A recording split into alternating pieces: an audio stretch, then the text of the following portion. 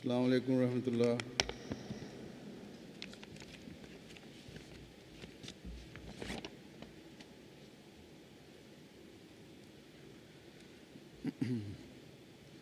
اشہد ان لا الہ الا اللہ وحدہ لا شریک لہ واشہد ان محمدا عبدہ ورسولہ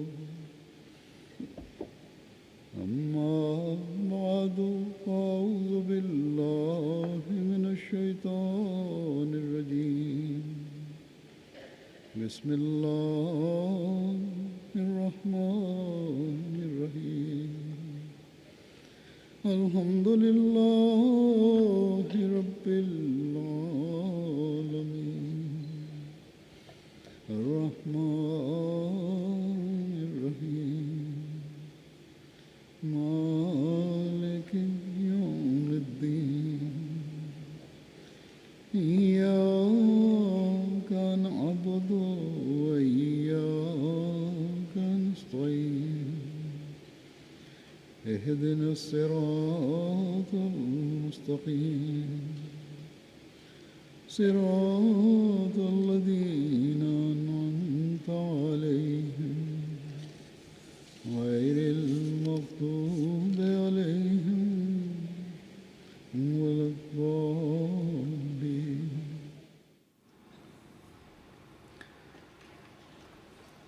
آج کل دنیا میں عورت اور مرد کے حقوق کی بڑی بات ہوتی ہے، اور اس کے اظہار میں اس قدر شور مچایا جانے لگا ہے کہ دنیا والے اس بات پر غور کرنے سے انکاری ہیں کہ حقوق کی حدود کو بھی متعین کر لیں۔ یہ دیکھ لیں کہ کہاں انسان کی بناوٹ کے اعتبار سے، جس میں جسمانی بناوٹ بھی ہے اور فطری صلاحیتیں بھی ہیں، فرق کی ضرورت ہے۔ بناوٹوں میں جو فرق ہے تو اس کو بھی دیکھنا چاہیے۔ کون کون سے حقوق ہیں جو مرد اور عورت کے ایک جیسے ہونے چاہیے، اور کہاں ان میں فرق کی ضرورت ہے۔ اور اگر عورت اور مرد کے حقوق میں فرق کیے جانے کی ضرورت ہے تو کس لیے؟ کیا مرد کی برتری ثابت کرنے کے لیے؟ کیا عورت کو اس کی کمزوری کا احساس دلانے کے لیے؟ کیا عورت کی فطرت سے ناجائز فائدہ اٹھانے کے لیے؟ اگر تو اس لیے عورت اور مرد کے حقوق میں غور کیا جائے اور اس فرق کو قائم کرنے کی کوشش کی جائے تو یہ یقیناً ظلم ہے عورت پر۔ دنیا داروں نے تو اس ظلم کے خلاف آج آواز اٹھائی ہے۔ اسلام نے تو آج سے 1400 سال پہلے اس ظلم کے خلاف آواز اٹھائی تھی۔ اس کی قرآن کریم کے حوالے سے کچھ تفصیل میں جلسہ سالانہ UK میں لجنہ کی تقریر میں بیان کر چکا ہوں، لیکن جیسا کہ میں نے کہا کہ ان حقوق کے بارے میں آج کل بہت کچھ کہا جاتا ہے، اور یہاں جرمنی میں بھی اس بارے میں بہت شور مچایا جاتا ہے، اور ہماری بچیاں اور عورتیں بھی بعض دفعہ اس بات سے متاثر ہو جاتی ہیں اور سمجھتی ہیں کہ عورتوں کے حقوق کے بارے میں شور مچانے والے ہی شاید عورتوں کے حقوق کے چیمپئن ہیں، اور ہمارے حقوق قائم کرنے کی کوشش جو یہ کر رہے ہیں حقیقتاً قابل تعریف ہے۔ یہ ان عورتوں کے حقوق دلوانے کی کوششوں میں تو شاید قابل تعریف ہوں جو ہمیشہ سے حقوق سے محروم تھی، اور جن کو نہ مذہب نے وہ حقوق دیے جن کی وہ حقدار تھی، اور نہ ملکی قانون نے وہ حقوق دیے جن کی وہ حقدار تھی۔ لیکن ایک مسلمان عورت یہ نہیں کہہ سکتی کہ مجھے آزادی دلوانے اور میرے حقوق قائم کروانے میں عورتوں کے حقوق دلوانے کی تنظیموں کا کوئی ہاتھ ہے۔ اللہ تعالیٰ نے مسلمانوں کو جو تعلیم قرآن کریم میں دی ہے اور تفصیل سے ہر طبقے کے جو حقوق قائم کیے ہیں، اس کا مقابلہ نہ کوئی قانون کر سکتا ہے، نہ ہی کوئی قانون قائم کرنے والے تنظیموں کے دستوروں میں یہ ان کو اس نظر سے دیکھا گیا جس نظر سے قرآن کریم نے دیکھا، جس طرح اسلام دیکھتا ہے۔ ہاں، اسلام پر اعتراض کرنے والے یہ اعتراض بے شک کر سکتے ہیں کہ ان حقوق کی پاسداری اور ان پر 100% عمل یا اکثر حصے پر عمل ہمیں اسلامی حکومتوں میں، اسلامی ممالک میں نظر نہیں آتا۔ لیکن یہ اعتراض اسلام کی تعلیم پر نہیں ہو سکتا۔ کوئی یہ نہیں کہہ سکتا کہ اسلام عورتوں کے حقوق کی حق تلفی اپنے قوانین میں کرتا ہے۔ یہ نہیں کہہ سکتے کہ مسلمانوں کو اپنی جس شرعی کتاب پر ناز ہے کہ وہ ہر معاملے کا حل پیش کرتی ہے اور بہترین حل پیش کرتی ہے، اس نے تو عورتوں کے حقوق کی نفی کی ہے یا ان کا خیال نہیں رکھا۔ اگر کوئی یہ اعتراض کرتا ہے تو ظلم کرتا ہے۔ ہاں، اسلام میں عورت مرد کے حقوق کی فلسفی اور دنیاوی قوانین یا سوچ کے تحت بنائے گئے حقوق کی تعریف میں فرق ضرور ہے۔ اسلام دین فطرت ہے اور عورت اور مرد کے حقوق کا تعین بھی دونوں کی فطرتی خصوصیات کے مطابق کرتا ہے۔ یا ہم کہہ سکتے ہیں کہ جیسا کہ اللہ تعالیٰ نے انسان کو 2 قسموں میں تقسیم کیا ہے، یعنی مرد اور عورت، اس لیے ان کے حقوق و فرائض بھی ان 2 قسموں کے مطابق رکھے ہیں۔ پس حقوق کا قائم ہونا اسلام کے نزدیک اس فرق کو سامنے رکھتے ہوئے ہونا چاہیے۔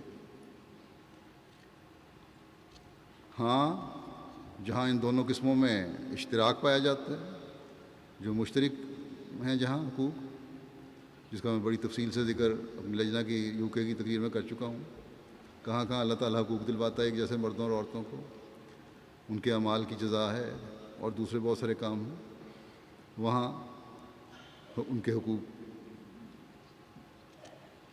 جہاں اشتراک ہے وہاں حقوق مشترک ہے۔ جہاں اختلاف پایا جاتا ہے وہاں مختلف حقوق اور ضروریات کو بیان کیا گیا ہے۔ مثلاً خوراک ہے، پانی ہے، زندگی کو قائم رکھنے کے لیے یہ ضروری چیزیں ہیں۔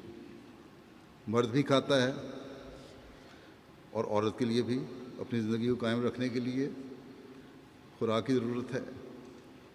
لیکن بعض حالات میں جب عورت حمل اور بچے کے پیدائش کے دور سے گزر رہی ہو، اس کو بہترین غذا کی بھی ضرورت پڑتی ہے،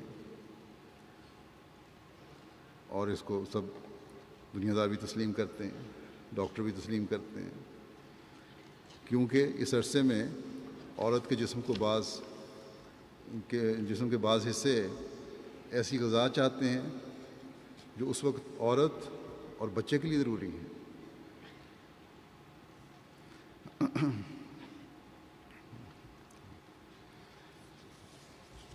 اسلام نے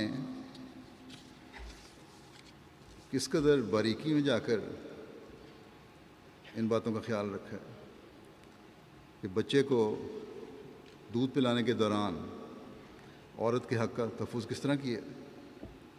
اگر عورت مرد کی طلاق ایسے وقت میں ہو جائے جب عورت اپنے اور اس مرد کے بچے کو دودھ پلا رہی ہو تو اللہ تعالیٰ فرماتا ہے کہ بچے کے دودھ پلانے کے دوران ماں کا کھانے پینے کا تمام خرچ مرد کے ذمہ ہے۔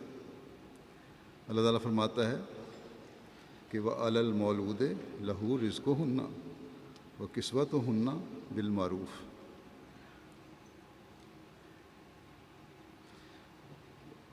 وَعَلَى الْمَوْلُودِ لَهُ رِزْقُهُنَّ وَكِسْوَتُهُنَّ بِالْمَعْرُوفِ، اور جس کا بچہ ہے اس کے ذمہ حسب دستور دودھ پلانے کے دوران ان کا اس عورت کا اس کے ذمہ اس مرد کا اس عورت کے لیے یا حسب دستور اس مرد کا کھانا اور اس کی پوشاک جو ہے عورت کی وہ مرد کے ذمہ ہے۔ اور کھانے اور کپڑے سے مراد اخراجات ہیں، نہ کہ صرف روٹی اور لباس، کہ جس طرح نوکر کو دے دیا۔ نوکر نہیں عورت، وہ اس کے بچے کی ماں ہے۔ اور معروف سے مراد باپ کی اپنی مقدرت کے لحاظ سے، یعنی امیر اپنی طاقت کے لحاظ سے اور غریب اپنی طاقت کے مطابق دے، اس کا یہ مطلب ہے معروف کا۔ یہ ذکر طلاق کے ضمن میں کر کے واضح کر دیا کہ تمام کہ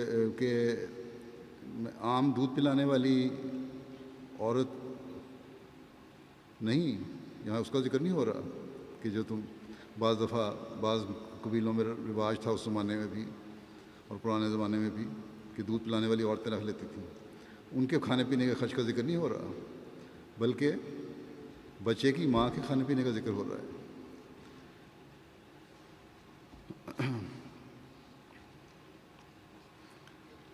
جہاں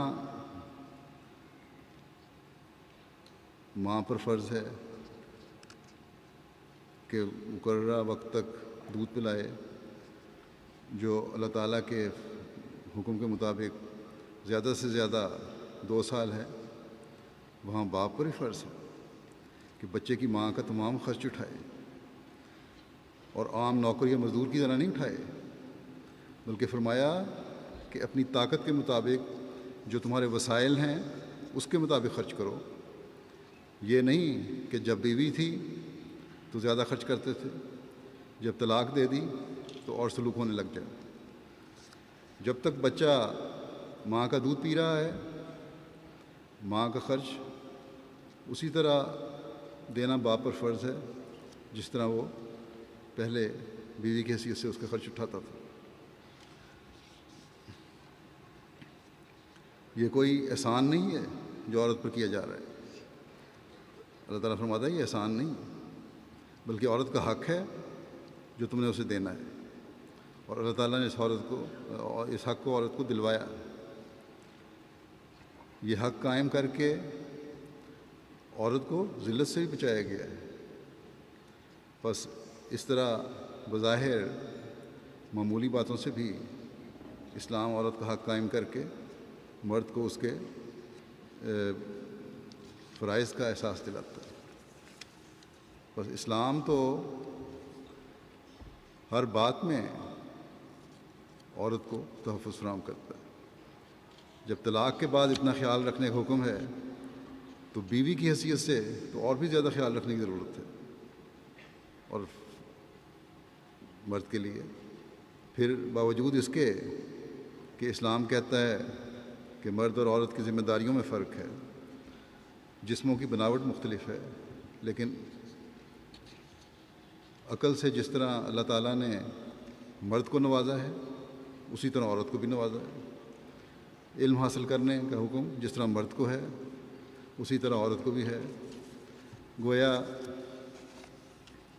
خدا تعالیٰ نے مرد اور عورت کو برابر کی ترقی کرنے کا مادہ بھی دیا ہے، اور دونوں کو عقل دی ہے کہ اس کو استعمال کر کے اپنی ذہنی صلاحیتوں کو اجاگر کر کے ایک دوسرے سے آگے بڑھ سکتے ہو۔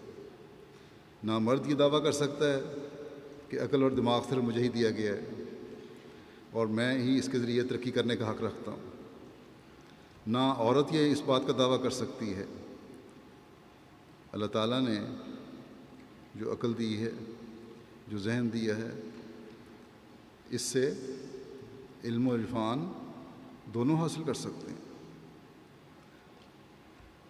کوئی مرد نہیں کہہ سکتا کہ ایک جگہ پہنچ کر عورت کے علم و عرفان کی صلاحیتیں ختم ہو جاتی ہیں اور مرد کی جاری رہتی ہیں۔ اسی طرح زبان مرد اور عورت کو ایک طرح دی ہے۔ اگر مرد بڑے بڑے مقرر ہو سکتے ہیں اور اپنے علم و عرفان کو بیان کرنے کی صلاحیت رکھ سکتے ہیں، تو عورتیں بھی بڑی بڑی مقرر بن سکتی ہیں اور ہیں۔ اور عورت کا یہی علم و عرفان اور ترقی کا معیار ہے جو صحابہ حضرت عائشہ رضی اللہ عنہا سے علم حاصل کرنے کے لیے لیکچر لیتے تھے۔ بس علم و عرفان میں بڑھنے اور مردوں کو بھی پڑھانے کا راستہ اسلام نے 1400 سال پہلے کھولا ہے، اور جہاں ضرورت ہے اس کو استعمال کیا ہے۔ بالکل کھلی چھٹی نہیں دی، بلکہ اگر حقیقت میں ضرورت ہے تو اس کو استعمال کیا ہے، لیکن ساتھ ہی عورت کے حیا اور تقدس کا بھی خیال رکھا ہے اور پردے کی رعایت سے ان باتوں کی اجازت دی ہے۔ پھر ہم دیکھتے ہیں کہ ہاتھ پاؤں وغیرہ اللہ تعالیٰ نے عورتوں اور مردوں کو برابر دیے ہیں، مگر اس سے کوئی انکار نہیں کر سکتا کہ عورت اور مرد کے ہاتھ پاؤں اور اعصاب میں قوت اور طاقت میں اللہ تعالیٰ نے فرق رکھ دیا، یعنی مردوں کو زیادہ طاقت دی ہے اور عورت کو کم۔ مثلا اعصاب کی طاقت مردوں میں عورتوں کی نسبت زیادہ ہے۔ ایک سروے UK میں ہوا تھا جس سے پتہ چلا کہ کام پر آنے جانے کی وجہ سے عورتوں پر اعصابی اور نفسیاتی تناؤ اور سٹریس مردوں کی نسبت 4 گنا زیادہ ہوتا ہے۔ اس لیے جب اللہ تعالیٰ نے فرمایا کہ مرد عورت پر قوام ہے، تو اس سے یہ بھی مطلب ہے کہ اس کے اعصاب بھی مضبوط ہیں۔ اس لیے اسے معاملات کو ٹھیک رکھنے میں، آپس میں گھروں میں بڑے مسائل پیدا ہوتے ہیں، معاملات ہوتے ہیں، لیکن معاملات کو ٹھیک رکھنے میں، مسائل کو حل کرنے میں برداشت کا مادہ مردوں کو دکھانا چاہیے۔ جب اعصاب میں فرق رکھا تو عورت کا حق بھی قائم کر دیا اور مرد کو نصیحت بھی کر دی کہ تم قوام ہو، اس لحاظ سے تمہارے فرض زیادہ بنتا ہے کہ اپنے اعصاب کو کنٹرول میں رکھو۔ اسی طرح مرد عورت کی نسبت اپنے قوا کی مضبوطی کی وجہ سے بوجھ بھی زیادہ اٹھا سکتا ہے۔ اگر مرد عورت کو یہ کہے کہ تم بھی میرے جتنا وزن اٹھاؤ، تمہیں بھی اللہ تعالیٰ نے بازو دیے ہوئے ہیں، تو یہ عورت پر زیادتی ہے اور اس کے عورت ہونے کے حق کی نفی ہے۔ لیکن جو ذمہ داری اللہ تعالیٰ نے عورت پر ڈالی ہے، اس کے انجام دینے کے لیے اللہ تعالیٰ نے اس کے اعصاب کو بھی مضبوط کر دیا۔ ایک جگہ اعصاب اتنے مضبوط نہیں کہ کام پر آنے جانے کی وجہ سے اس کا تناؤ، اعصابی تناؤ مردوں کی نسبت 4 گنا زیادہ ہوتا ہے۔ دوسری طرف جہاں ضرورت تھی وہاں اعصاب بھی دے دیے، اللہ تعالیٰ نے اس کے اعصاب کو مضبوط بھی کر دیا، اور اس کی برداشت، اس میں جو کام کی جہاں ضرورت تھی اس میں برداشت کا مادہ بھی مرد سے کئی گنا زیادہ دے دیا۔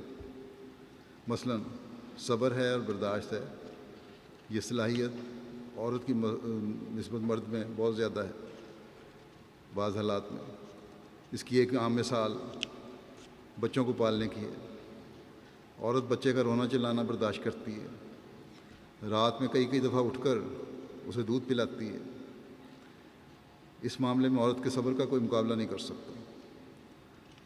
بعض مرد تو ایسے ظالم ہوتے ہیں کہ بچے کے تھوڑی دیر تک رونے چلانے کی وجہ سے بچے کو مارنے لگ جاتے ہیں۔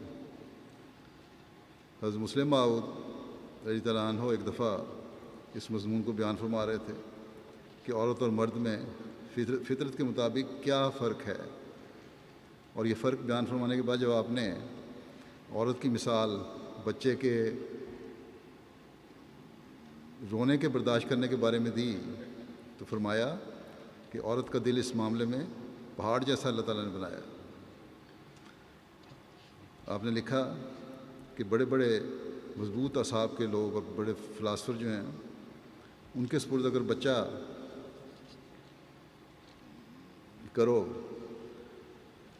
اور بچہ رونے والا ہو تو شام تک وہ شخص نیم پاگل ہو جائے گا، لیکن عورتیں بڑی ہمت سے اسے برداشت کرتی ہیں۔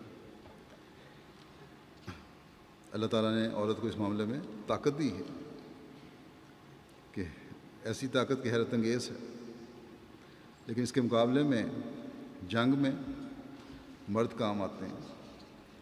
یہاں پر عورت کتنی صابر اور ہوشیار کیوں نہ ہو گھبرا جائے گی، جبکہ بچوں کی پرورش کے معاملے میں جاہل سے جاہل عورت عقل مند سے عقل مند شخص کے مقابلے میں بھی زیادہ معاملہ فہم اور عقل مند ثابت ہوگی، کیونکہ اللہ تعالیٰ نے عورت کے کام کے لحاظ سے اس کی فطرت میں یہ صبر رکھا ہے۔ اس لیے شاید ہی چند مرد ہوتے ہیں بعض لوگ جو اس معاملے میں صبر دکھا سکیں، ورنہ عموماً مردوں میں سواں حصہ بھی عورت کے مقابلے میں صبر نہیں ہے۔ بعض لوگ بچے مرد سنبھال بھی لیتے ہیں، بعض مرد بچوں کو سنبھال بھی لیتے ہیں۔ پرسوں ہی میں یہاں سے جب نماز پڑھانے جا رہا تھا میں نے دیکھا فجر کی نماز پہ ایک شخص 2 سال کا بچہ گود میں اٹھایا ہوا تھا، ساتھ ہی اس کے سو رہا تھا، شاید ہال میں ہی سو رہا تھا، بچے کو سنبھال لیا اس نے۔ کیا وجہ تھی اللہ بہتر جانتا ہے، لیکن بہرحال اس کو چپ کرانا اور اس کو سنبھالنا بڑے صبر سے وہ کام کر رہا تھا۔ ایسے لوگ بھی ہوتے ہیں، لیکن چند ایک۔ اس کے مقابلے میں ہر عورت کو اللہ تعالیٰ نے فطرت دی ہے۔ حضرت مسلم موعود رضی اللہ عنہ نے ایک موقع پر فرمایا کہ عورتیں اس صبر کے بارے میں کہ عورتیں کھانا پکانا، لکھنا پڑھنا سب کام کرتی ہیں، اور ساتھ ہی بچوں کی نگہداشت اور ان کے رونے چلانے سے ذرا نہیں گھبراتی، ان کو بھی ساتھ ساتھ پال رہی ہوتی ہیں۔ اگر گھبرا بھی جائیں کبھی بالفرض، کوئی بے چینی کا اظہار کر بھی دیں، چڑ بھی جائیں، تو ذرا سی چپت لگا دی بچے کو اور پھر دوبارہ گلے لگا لیا، تو یہ عورت کی فطرت ہے۔ بس اللہ تعالیٰ نے عورت اور مرد کی فطرت ہی علیحدہ بنا دی ہے، اور اس کے مطابق کام بھی علیحدہ کر دی ہے۔ تو پھر یہ سوال ہی جاہلانہ ہے کہ ہر معاملے میں برابری دو، یا ان کے کام بدل دو۔ جس طرح مطالبات روزمرہ ہوتے ہیں، کوئی بعید نہیں کہ یہ مطالبہ بھی ہونے لگ جائے کہ ان کے کام بھی بدل دو، مرد عورتوں کے کام کریں، عورت مردوں کے کام کریں۔ ایسی باتیں اب شروع ہو چکی ہیں۔ برطانیہ کے سابق وزیر اعظم نے کہا اپنے ملک میں اجازت دے دی کہ اب فوج کے اس حصے میں بھی عورتیں شامل ہو سکتی ہیں جو لڑنے والی فوج ہے، اور ان کے مطابق یہ عورت کا حق اور برابری کا تقاضا ہے، جو اس کو مرد کے برابر ہونا چاہیے کہ وہ اس فوج میں بھی لڑے۔ اس پر خود ان کے جرنیلوں نے آواز اٹھائی ہے کہ یہ غلط ہے، کیا بیوقوفی والی بات ہے، بلکہ سابق فوجیوں نے تو کھلے طور پر کہا ہے کہ یہ فوج کو کمزور کرنے والی بات ہے۔ جب اللہ تعالیٰ نے عورت مرد کے قوا اور طاقتوں میں فرق رکھ دیا تو پھر ایسے فیصلے سوائے نقصان پہنچانے کے اور کوئی نتیجہ نہیں نکالیں گے۔ فوجیوں نے یہ بھی کہا کہ اگر عورت فرنٹ لائن پر جا کر لڑتی ہے تو مرد فوجی جو ہے وہ لڑائی پر توجہ دینے کے بجائے دشمن سے لڑنے کے بجائے اپنی فوجی عورتوں کو بچانے کی طرف توجہ دیں گے، ان کی توجہ ساری اس طرف رہے گی۔ گزشتہ دنوں برطانیہ میں ایک ٹی وی پروگرام آ رہا تھا، ایک خبر پر تبصرہ تھا، اخبار کی خبر تھی کہ روسی فوج کو برطانوی فوج پر کچھ برتری حاصل ہے۔ تو اس پر پروگرام کرنے والے نے ذرائع مذاق کہا کہ شاید اس لیے کہ اب برطانوی فوج میں عورتیں بھی شامل ہو جائیں گی۔ تو یہ خود ان لوگوں کو احساس ہے کہ یہ فرق ہیں،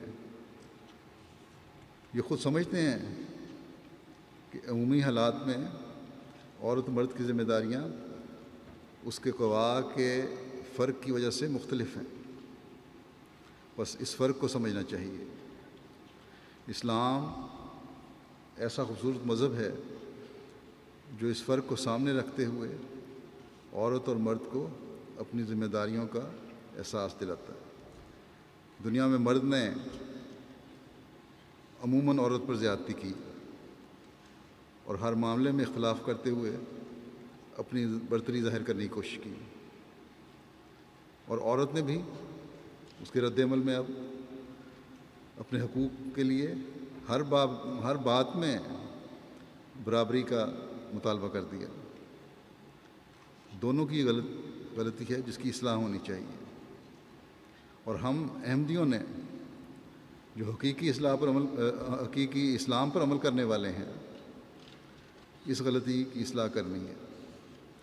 افسوس یہ ہے کہ ہمارے اندر بھی ایسے مرد ہیں جو عورت کو حقیر سمجھتے ہیں۔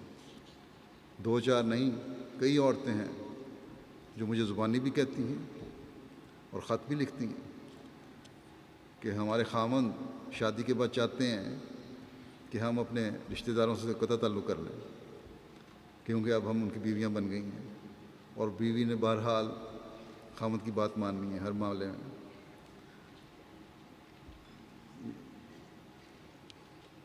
حتیٰ کہ یہ بھی کہتے ہیں کہ اپنے ماں باپ سے بھی نہیں ملنا، ان سے ملنے سے بھی روک دیتے ہیں، اور کہتے ہیں کہ صرف ہمارے رشتہ داروں سے تم نے تعلق رکھنا ہے۔ اور اس حد تک بعض مرد بڑھ جاتے ہیں کہ جیسا کہ میں نے کہا کہ بیویوں کے قریبیوں اور ماں باپ یہ صرف یہ نہیں کہ ملنا نہیں، بلکہ ان کی ذلت اور تحقیر کرنے لگ جاتے ہیں، عورتوں کو جذباتی تکلیفیں دیتے ہیں، یہ نہیں سوچتے کہ عورت کے بھی جذبات ہیں، عورت کے سینے میں بھی دل ہے۔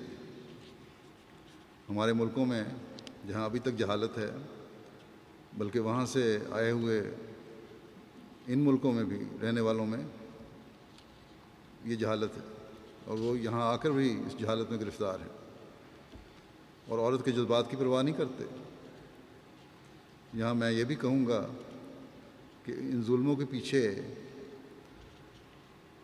بعض اوقات ساسوں کا بھی ہاتھ ہوتا ہے، اور وہ اپنا وقت بھول جاتی ہیں۔ اگر ان کے خامدوں نے ان سے برا سلوک کیا، یا ان کے خامدوں نے اپنی ماؤں کے کہنے پر ان سے برا سلوک کیا اور رشتہ داری کے تقاضے پورے کرنے کے بنیادی حقوق سے محروم کیا، تو اس کا رد عمل تو ان بوڑھیوں میں یہ ہونا چاہیے تھا کہ وہ اپنی بہوؤں سے نیک سلوک کرتی۔ لیکن جیسا کہ میں نے کہا، یہ جہالت الٹا رد عمل دکھاتی ہے، اور ساسیں بات بات پر غلط رد عمل دکھا کر لڑائی شروع کر دیتی ہیں۔ UK جلسہ سالانہ پر جب میں نے والدین کے ساتھ حسن سلوک اور ان کا حق ادا کرنے کے بارے میں بیان کیا، تو جلسے کے بعد ایک دوست جو امریکہ سے آئے ہوئے تھے مجھے ملے اور کہنے لگے کہ ساس بہوؤں کے بارے میں بھی انصاف کرنے کے متعلق کچھ آپ کو کہنا چاہیے تھا۔ اسلام تو ہر جگہ پر عدل کا تقاضا کرتا ہے، ہر ایک کو حق دلواتا ہے۔ گو لجنا کی تقریر میں وہاں میں نے مختصراً ذکر کر چکا تھا، لیکن لگتا ہے کہ خاص طور پر جو ہمارا مشرقی دماغ ہے اپنی روایات اور اپنی سوچ کو بعض معاملات میں مذہب کی تعلیم کے مطابق نہ چلانے میں بہت بڑا ہوا ہے۔ مذہب پیچھے چلا جاتا ہے اور ان کی سوچیں غالب آ جاتی ہیں۔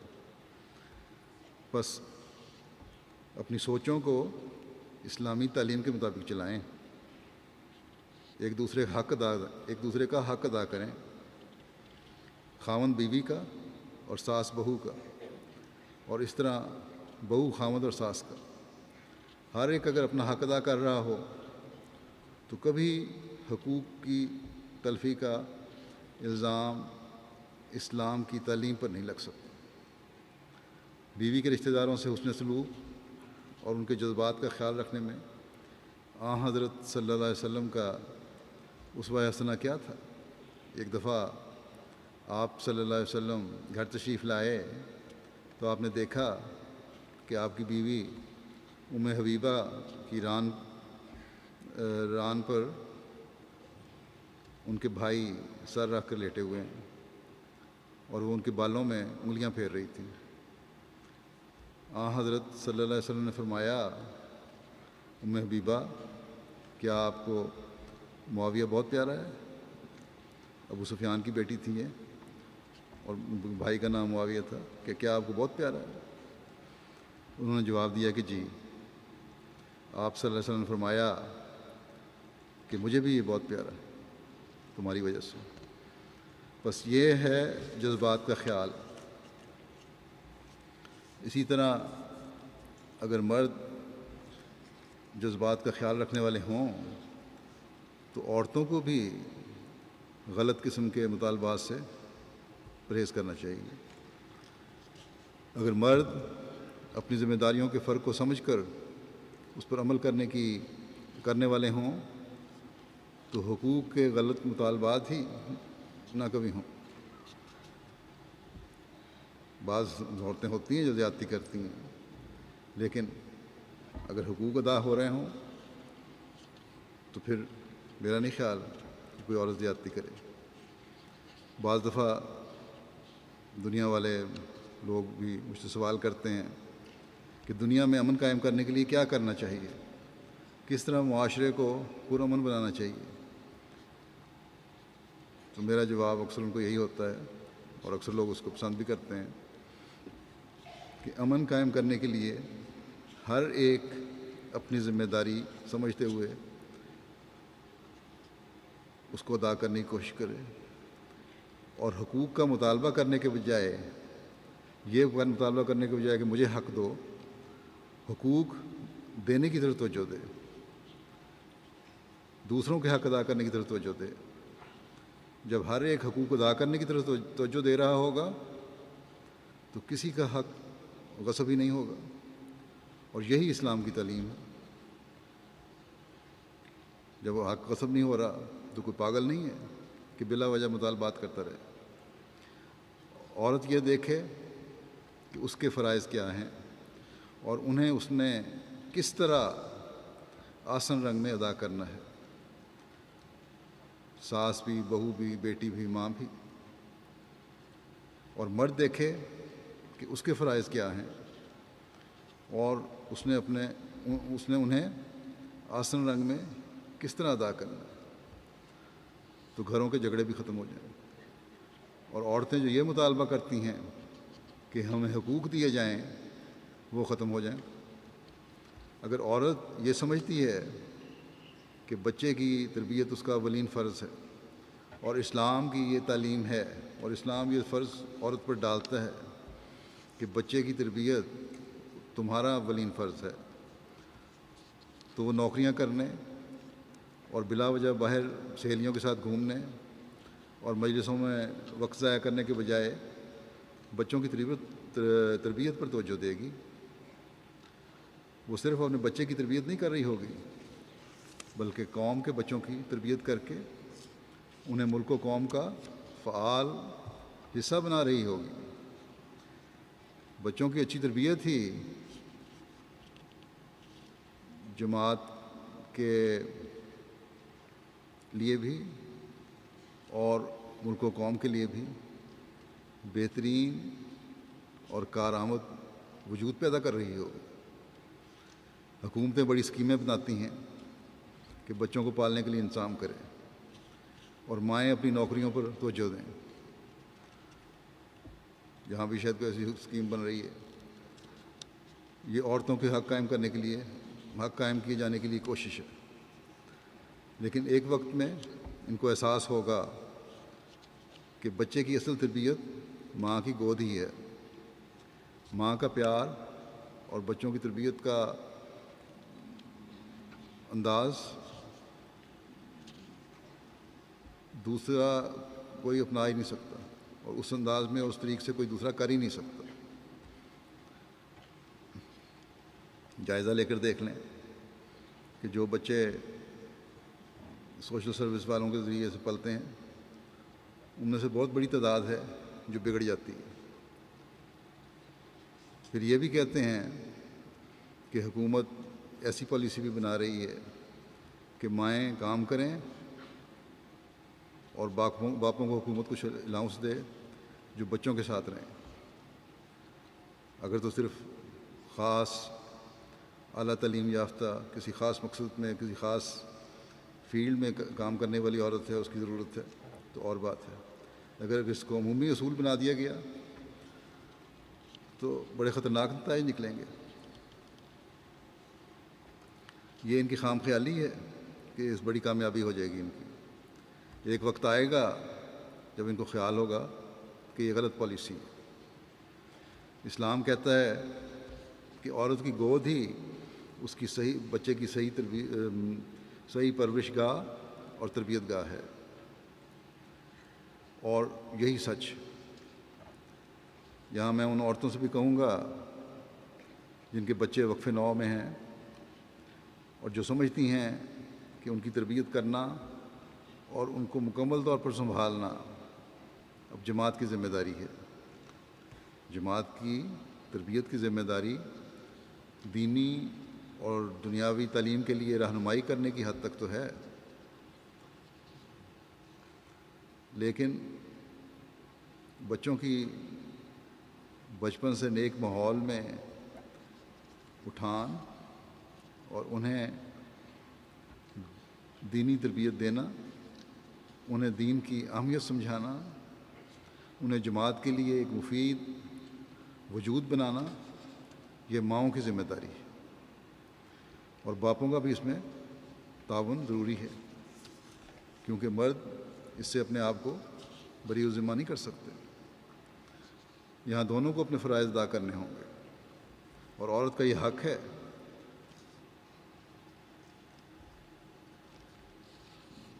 کہ مرد اس معاملے میں اس سے مکمل تعاون کرے۔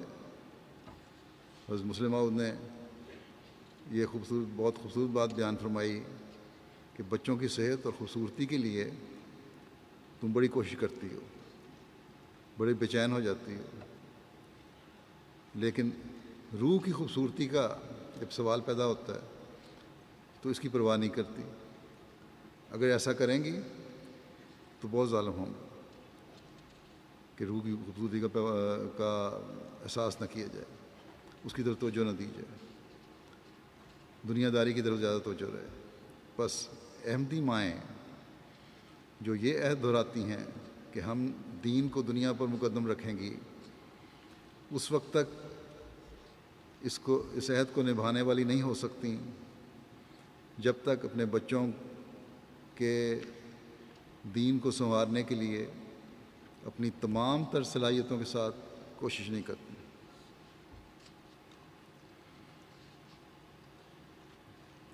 اور اپنے عہد کو اگر یہ ہے کوشش نہیں کرتی تو پھر اپنے عہد کو پورا بھی نہیں کر رہی ہیں۔ لڑکیاں بھی یاد رکھیں کہ انہوں نے کل انشاءاللہ تعالی مائیں بننا ہے، تو دنیا دار مائیں بننے کے بجائے صرف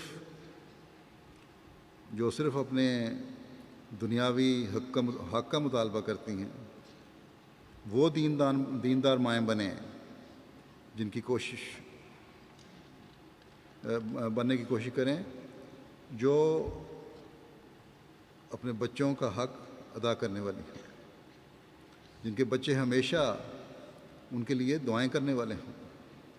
جو بچے ایسے تربیت یافتہ ہوں گے وہ بھی اور ان کی نسلیں بھی پھر اس فرق کے ساتھ حق دینے اور حق قائم کرنے والے ہوں گے جو دنیا میں عورت اور مرد کے فرق کو سامنے رکھتے ہوئے حق قائم کرنے کا ذریعہ بنتے ہیں۔ وہ معاشرہ جنم لے گا جس میں حق ہمیشہ قائم رہیں گے، جو دنیا داروں کو یہ بتانے والا معاشرہ ہوگا کہ حقوق کی ادائیگی کی اگر رہنمائی لینی ہے تو ہم سے لو، بس اس کے لیے بہت کوشش اور بہت توجہ کی ضرورت ہے۔ عورت اور مرد کی ذمہ داریوں کا جو فرق اللہ تعالیٰ نے رکھا ہوا ہے اس کے ادراک کی ضرورت ہے۔ جس دن ہماری ہر عورت کو یہ ادراک حاصل ہو گیا اس دن ہماری نسلیں دنیا کی رہنما بن کر ابھرنا شروع ہو جائیں گی۔ اس دن ہر بچی کا حق محفوظ ہو جائے گا، اس دن ہر عورت کا حق محفوظ ہو جائے گا۔ ایسی تربیت سے نکلے ہوئے لڑکے وہ مرد بنیں گے جو عورت کے حقیقی مقام کو پہچاننے والے ہوں گے،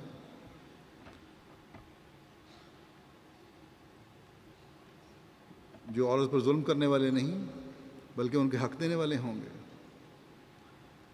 وہ باپ پیدا ہوں گے جو بچوں کی صحیح پرورش میں ماؤں کا ہاتھ پٹانے والے ہوں گے۔ بس آج ہماری بچیاں دنیا داروں کے عورت کے حق دلوانے کی تنظیموں سے متاثر ہو کر صرف اپنے اس حق کا مطالبہ نہ کریں جو اپنی ذات تک اور دنیا داری تک محدود رہتا ہے، اس سے آگے نہیں نکلتا، بلکہ اس حق کا نعرہ بلند کریں جو مردوں کے ذہنوں میں ان کی بچپن کی تربیت سے بلند ہوتا رہے، جو بچوں اور لڑکوں میں ان کی بچپن کی تربیت کے دوران سے بلند ہونا شروع ہو جائے کہ تم نے بیوی، بیٹی، ماں کے حق کو قائم کر کے انہیں معاشرے میں ایک اعلیٰ مقام دینا ہے، وہ مقام دینا ہے جو اسلام نے ان کو دیا۔ جہاں جہاں ان کو برابری کے حق ہیں اللہ تعالیٰ نے ان کو وہ حق دیے ہوئے ہیں۔ اعمال کی جزا اللہ تعالیٰ نے مرد اور عورت کو برابر دی ہے۔ تعلیم حاصل کرنے کے لیے برابر کے مواقع ہیں، اور بہت ساری ضروریات ہیں جن میں اللہ تعالیٰ نے حق برابر کے دیے ہوئے ہیں، وہ سب حق قائم کرنے ہیں۔ لیکن جہاں بچوں کی تربیت کا معاملہ ہے، اولاد کی تربیت کا معاملہ ہے، اگلے نسلوں کو سنبھالنے کا معاملہ ہے، اگلی نسلوں میں حقوق قائم کرنے کی جو حقیقی روح ہے وہ پیدا کرنے کا معاملہ ہے، وہ عورت کی ذمہ داری لگاتی ہے۔ اللہ تعالیٰ سب کو اس کی توفیق عطا فرمائے۔ دعا کر لیں۔